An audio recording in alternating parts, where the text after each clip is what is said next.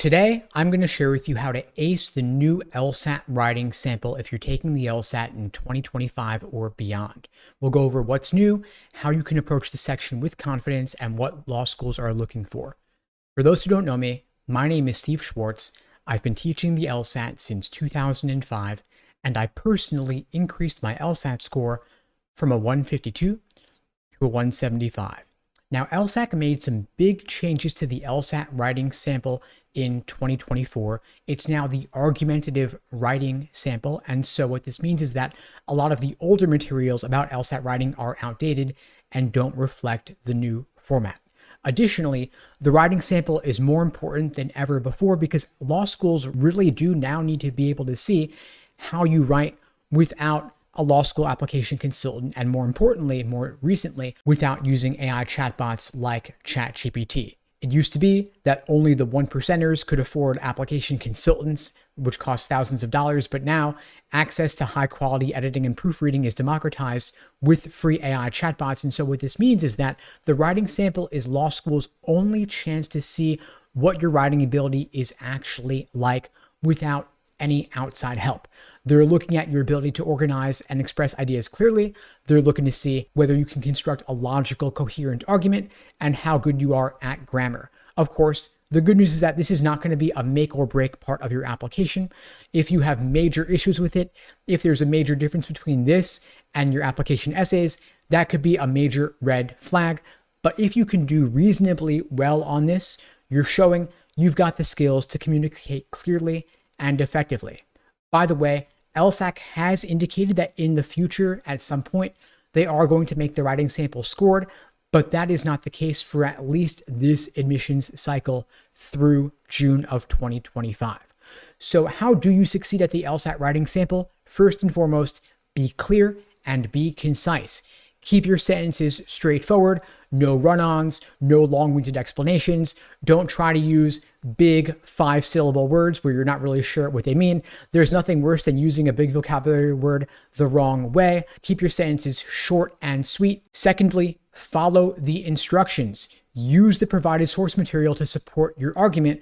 And also, of course, address the opposing views, meaning recognize the other side of the argument, then explain why your side is stronger. And make sure that you are clear and direct with the argument that you're making. State your position clearly and stick to it throughout your essay. Don't change your opinion midway through. So when I say here, address the opposing views, I'm not saying change your mind midway through. I'm saying just acknowledge the argument of the other side, but then explain why your side is stronger.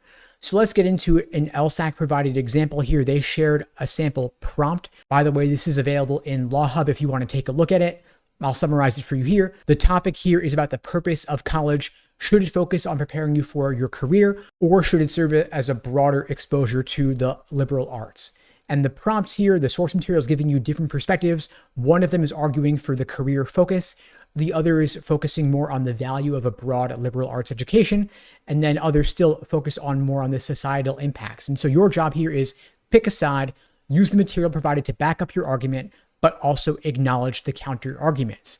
If you want to make this easier for yourself, pick the side you actually agree with or feel the most comfortable arguing, because it'll make your job here, it'll make your writing that much smoother. And so when you're structuring your response, start with your thesis, start with your main idea, but again, keep it concise. And so you might argue here, the purpose of college is to prepare individuals for their career success. If that's your case, then present your first argument as your first body paragraph.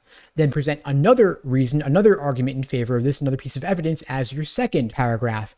Then in your third paragraph, you might want to acknowledge the opposing viewpoints and explain why you find it less convincing, even if you might acknowledge they do make some good points, but my side's better. Then finally, sum it up in the conclusion by restating your thesis, restating your main idea. It doesn't have to be anything more than that. Again, keep the entire essay short and sweet. Keep your sentences short and sweet. Keep your paragraphs short and sweet. Don't drone on just for the sake of droning on if you have nothing to say. This is not meant to be a thesis in college or a dissertation. You're just looking for 3 to 5 paragraphs max, ideally, and keep them organized and clearly structured with topic sentences and conclusion sentences. And finally, don't stress about this. Law schools are not expecting this to be perfect. They just want to see that you can communicate reasonably well, that you're fluent in written English, that you can communicate effectively and present a clearly organized argument. Of course, for now at least, the LSAT writing sample is not scored, so focus a whole lot more on the scored portions of the LSAT, namely the 2 scored logical reasoning sections and the 1 scored reading comprehension section as well. And so, of course, while at LSAT Unplugged, we do have lessons on the new argumentative writing sample, we're focused a whole lot more, for now at least, on the scored portions of the LSAT currently, logical reasoning and reading comp. We can support you on your journey to scoring a 170 or above through our live online classes via Zoom, on-demand video courses, small group coaching, and one-on-one coaching programs. If you're interested in finding out more, you can check out the links below to book a call with me and my team. And in the meantime, I'll wish you all the best and take care.